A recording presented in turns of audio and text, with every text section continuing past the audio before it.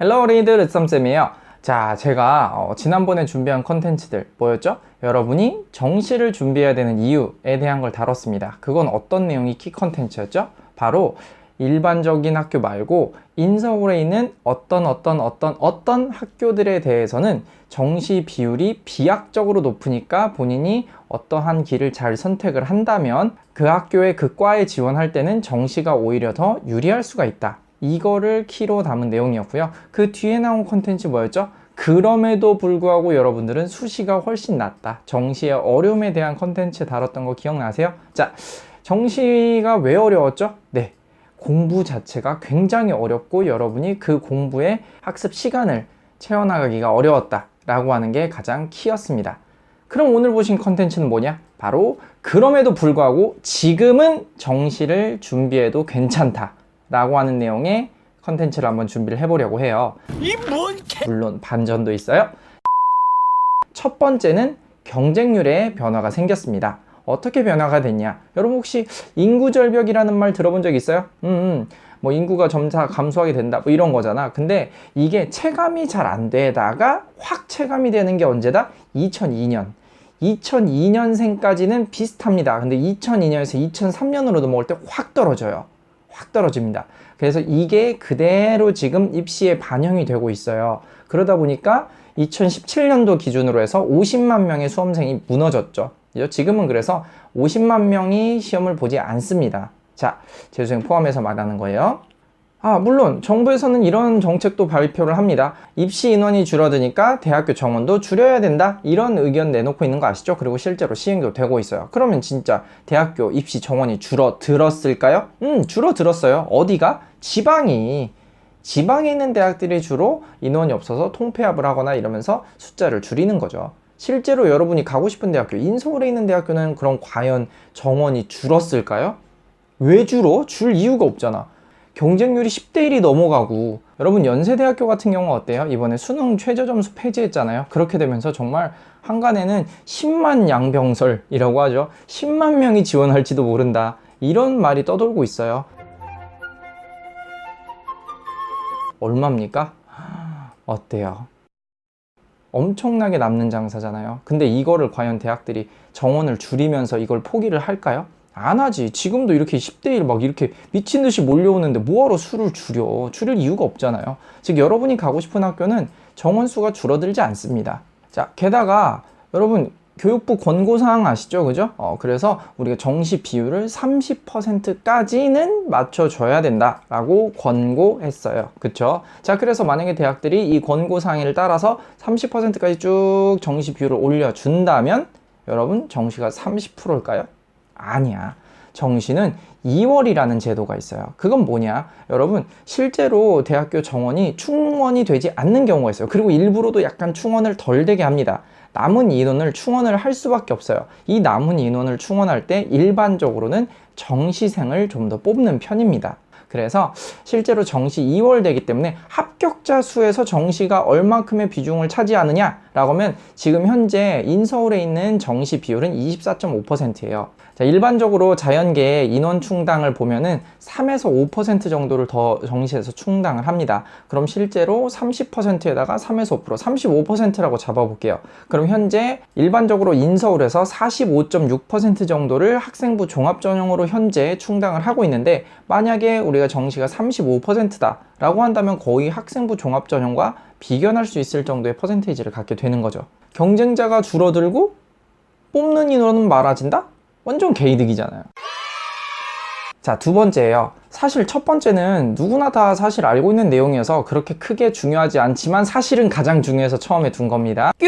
자, 두 번째 얘기하는 건 바로 이거예요. 수능 공부를 열심히 하시면 이게 사실 적성평가 또는 논술 그리고 심지어는 내신 시험 성적에까지 영향을 미친다는 겁니다. 자, 제가 저번 영상에서 말씀드렸지만 내신 공부를 열심히 해봤자 수능 시험에 도움이 많이 된다 안 된다? 안 된다. 왜? 내신 시험은 암기력을 주로 보는 시험이고 수능 시험은 논리력을 주로 보는 시험인데 둘의 연관관계가 떨어진다 라고 말씀드렸어요. 자, 하지만 여러분이 수능 시험을 대비하기 위해서 정말 열심히 공부를 했다고 칩시다. 그렇다면 여러분 내신 성적도 당연히 좋아질 수밖에 없어요.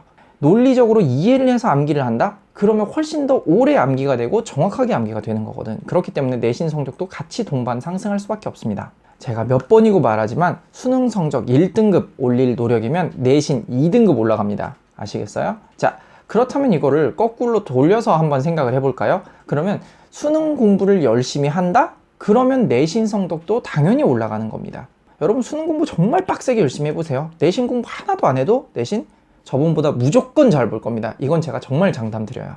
자, 그리고 논술 전형이 사실 인서울대학교에서 12.5%나 됩니다. 10명 중에 1명은 논술로 뽑아요. 근데 논술 전형은 암기가 중요할까? 논리력이 중요할까?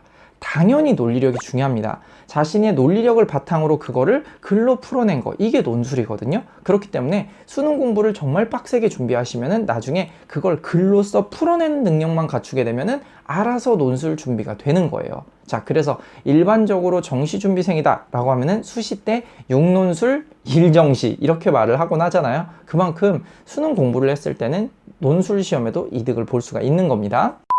자, 그리고 적성도 마찬가지입니다. 적성평가도 교수가 내는 시험이라서 그거 자체가 여러분이 얼마나 머릿속에 많은 지식을 암기해서 나에게 수업을 받으러 오느냐 이걸 측정하는 게 아니에요. 그 교수가 원하는 건 내가 이렇게 설명을 했을 때 너가 그걸 얼마나 논리적으로 받아들여서 자기 걸로 만들 수 있느냐 여기에 대한 평가를 하는 거기 때문에 교수들은 암기력보다는 논리력에 좀 더 치중해서 여러분을 평가하려고 할 겁니다. 그렇다면 무슨 말일까? 당연히 수능 시험 준비를 하게 되면 적성평가도 당연히 이득을 받을 수밖에 없다는 거죠.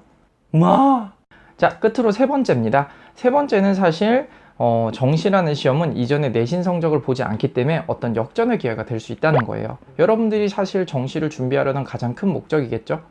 사춘기로 인한 방황이든지 아니면 집안 문제로 인해서 공부를 못했다든지 아니면은 뭐 개인의 건강 때문에 공부를 못했다든지 이렇게 한번 삐끗했을 때 이거는 수시에서는 족쇄처럼 따라붙거든요. 그래가지고 이거를 보완을 해야 되는데 특히 상위권 같은 경우에는 이게 보완이 좀 어렵습니다. 사실은. 자, 그렇다면 이것을 한 번에 역전할 수 있는 계기 중에 하나가 바로 정시가 되겠죠. 방금 제가 했던 말 다시 한번 생각해봐요. 바로 공부를 못하게 됐을 때 그걸 역전할 수 있는 기회가 정시라고 말씀드렸습니다. 공부를 안 한 경우에는 안 돼요. 실제로 공부를 자기가 안 하다가 이제부터 공부해야 되겠다 해가지고 정시 준비해가지고는 택도 없습니다. 정시 준비는 그렇게 쉽지 않아요. 그래서 공부를 못하게 된 경우에 그거를 뒤집기 위해서 여러분들이 선택할 수 있는 시장이지 공부를 안 하다가 이제부터 공부해야지 이렇게 해서 할 수 있는 만만한 시험 아닌 거예요. 아시겠죠? 그렇다면 자신이 공부를 못하게 된 시간만큼 여러분들은 그거를 2배 이상 채워서 지금 공부를 할 각오가 돼 있는 사람만 할 수 있는 게 바로 정시라는 시험입니다. 그렇기 때문에 각오를 한 자, 특히 끝까지 물고 늘어질 수 있는 자는 정시가 오히려 기회가 될 수 있고 이런 경우에는 대부분 좋은 성적을 받아서 좋은 대학에 갈 수가 있더라고요. 제 생각에는. 자, 여기서 반전.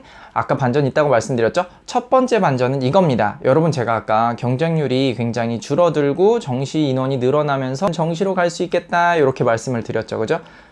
실제로 그럴까요? 여러분 실제로 보시면은 인구 절벽으로 인해서 수험생 수가 감소하는 건 맞아요. 하지만 재수생 비율은 어떻죠? 일정하게 유지가 되고 있습니다. 즉 정시로 몰리는, 즉 최상위권, 인서울로 몰리는 학생의 비율은 그렇게까지 감소를 하지 않는다는 겁니다. 자, 게다가 아까 정시를 30%까지 늘린다고 했었는데 이거는 권고 조항이에요. 어떻게 권고를 하냐? 바로 재정적인 지원을 해주겠다는 거죠. 하지만 아시겠지만 서울에 있는 상위권 대학에서 국가의 재정적인 지원이 그렇게까지 필요할까요? 아마 재정적 지원도 그렇게 아주 큰 금액은 아닌 걸로 알고 있어요. 그래서 무시를 할 가능성도 있고요. 실제로 교과 전형을 30% 이상 뽑는 학교 같은 경우에는 그 권고사항에 예외가 된다라고 하는 예외 조항도 있어요. 그렇기 때문에 정시 비중이 정말 딱 30%까지 쭉 올라갈 거다라고 예측하기는 쉽지는 않습니다. 자, 반전 두 번째. 적성하고 논술평가 얘기죠. 적성하고 논술평가 어떻게 되죠? 네, 엄청 감소할 겁니다. 적성평가 폐지되는 걸로 알고 있죠. 그죠? 논술 시험 비중도 지금 12.5%여서 상당 비중이 감소할 걸로 예측이 되고 있어요. 그래서 적성하고 논술 기대하면서 지금 수능 공부 준비하시면 안 됩니다. 적성하고 논술은 그냥 내가 수능 공부를 준비하다가 곁다리로 생기는 이득 같은 거지 난 수능 시험 준비를 하면서 적성도 준비하고 논술도 준비할 거야 이런 마인드로 가시면 절대 안 돼요. 아시겠죠? 자, 반전 세 번째, 바로 정시의 점수에 관한 얘기예요. 나는 아무래도 내신 점수는 이 정도인데 모의고사 보니까 이 정도야. 오, 좋아. 나는 모의고사 점수가 훨씬 높으니까 정시를 도전하는 게 맞겠어. 자, 정시 도전하면 왠지 여기보다 점수가 더 올라서 여기까지 갈 수 있겠지? 라고 생각을 하시겠지만 그거 정말 어렵습니다. 3월 모의고사에서 3등급을 맞은 아이가 수능에서 실제로 1등급, 2등급, 즉 성적이 올라간 케이스는 20% 아래입니다. 게다가 4등급 이하인 아이가 실제로 수능에서 1등급, 2등급을 받는 케이스는 10% 아래예요. 정말 희귀하죠. 거의 없다고 봐도 무방합니다. 자, 그 이유가 있어요. 왜냐면 재수를 하는 아이들의 기본적인 성적 자체가 베이스가 3등급이에요. 그렇기 때문에 재수생은 3등급 위쪽에서 아웅다웅 하는 거기 때문에 4등급인 아이가 거기 위로 치고 올라가려고 한다? 정말 어려운 일입니다. 그렇죠? 1, 2학년 때 보는 모의고사 성적은 정말 아무것도 아니에요. 여러분 그 성적 잘 나왔다 그래서 내가 내신 성적이 여긴데 방금 본 1학년 6월 모의고사 성적이 여기네? 그럼 나 정시 준비해야지. 이거 완전 잘못된 생각이에요. 예, 우연히 잘 본 걸지도 모르고 내가 이 과목에 대한 이해가 높은 걸지도 몰라서 잠깐 잘 나온 걸 수도 있어요. 실제 성적은 3학년 모의고사를 보셔야 알 수가 있습니다. 거기에 재수생 안 들어가 있잖아요. 실제로 수능 공부 준비하는 3학년 안 들어가 있잖아요. 근데 어떻게 1학년 모의고사 성적이 내신 성적보다 좀 높다 그래가지고 선생님 저 지금 정시로 돌릴까요? 이런 얘기 어떻게 나와요? 절대로 하면 안 되는 얘기입니다. 여러분, 기본은 수시예요. 수시 준비를 하시는 게 맞아요. 수시 준비를 못하게 된 경우에 정시를 가는 게 맞습니다. 제 댓글에도 보셨죠? 수시로 가길 정말 다행이다 라는 댓글 보셨죠? 수시로 가시는 게 훨씬 쉬운 길이에요. 지금은 그렇습니다. 하지만 여러분이 정시로 가시겠다고 마음을 먹으셨다면 방금 봤던 그런 이득이 있다는 거는 이해를 하시고 그만큼 동기부여를 받아서 좀 더 열심히 하셨으면 좋겠어요. 아시겠죠? 자, 그러면 선생님과 더 열심히 공부해서 더 좋은 대학교 가자. 이크조!